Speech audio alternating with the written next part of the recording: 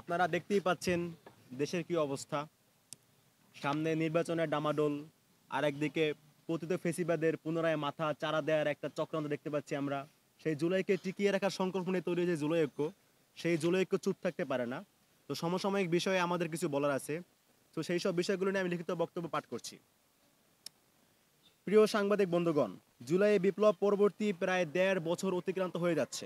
বৈষম্যহীন, সাম্য ও ইনসাফ ভিত্তিক নতুন বাংলাদেশ গড়ার লক্ষ্য নিয়ে এই বিপ্লব সংগঠিত হলেও রাজনৈতিক দলগুলোর স্বার্থান্বেষী চিন্তা ও ভোগবাদী মানসিকতার ফেসিবাদী আচরণ ক্রমেই বিপ্লবের আকাঙ্ক্ষাকে দুর্বল করে দিচ্ছে।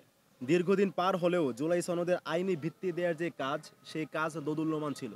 নানা প্রতিবন্ধকতা ছিল, হবে কি হবে না সংশয় ছিল।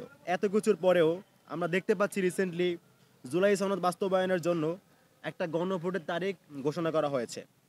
এটাকে আমরা ইতিবাচকভাবে দেখছি, কিন্তু আমাদের জন্য অত্যন্ত লজ্জার একটা বিষয় হচ্ছে যে এই জুলাই সনদে যিনি স্বাক্ষর করবেন, রাষ্ট্রপতি শাহাবুদ্দিন চুপ্পু, যে লোকটা কিন্তু চিহ্নিত ফেসিবাদের দোষর। এরকম একটা মানুষ, তার স্বাক্ষর নিয়ে জুলাইয়ের সনদ রচিত হয়েছে, এটা আসলে আমাদের জন্য পরিতাপ। রাজনৈতিক দলগুলোর অনৈক্য ও পরস্পর রেষারেষি আমাদেরকে এই কলঙ্কের মুখোমুখি করেছে।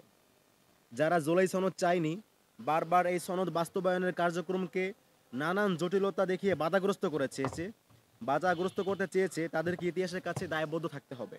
প্রিয় সাংবাদিক বন্ধুগণ, জাতীয় নির্বাচনের পূর্বে জুলাই সনদের গণভোট আয়োজনের জন্য আমরা বারবার দাবি জানিয়েছিলাম, কিন্তু সরকার কিছু রাজনৈতিক দলের স্বার্থকে প্রাধান্য দিতে গিয়ে জাতীয় নির্বাচনের দিনই গণভোটের আয়োজন করেছে।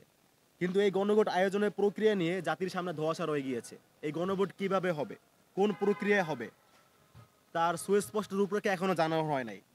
বিশেষ করে আমরা মনে করছি নির্বাচন সুষ্ঠু হবে, কিন্তু তারপরেও যদি কোনো কেন্দ্রে সহিংসতা হয়, তাহলে সেই কেন্দ্রে গণভোট কিভাবে হবে, তার কিন্তু রূপরেখা এখনো ঠিক করা হয় নাই। অর্থাৎ সবকিছু মিলিয়ে জুলাই সনদ, গণভোট, এই সব কিছুকে একটা প্রশ্নবিদ্ধ অবস্থার দিকে ঠেলে দেওয়া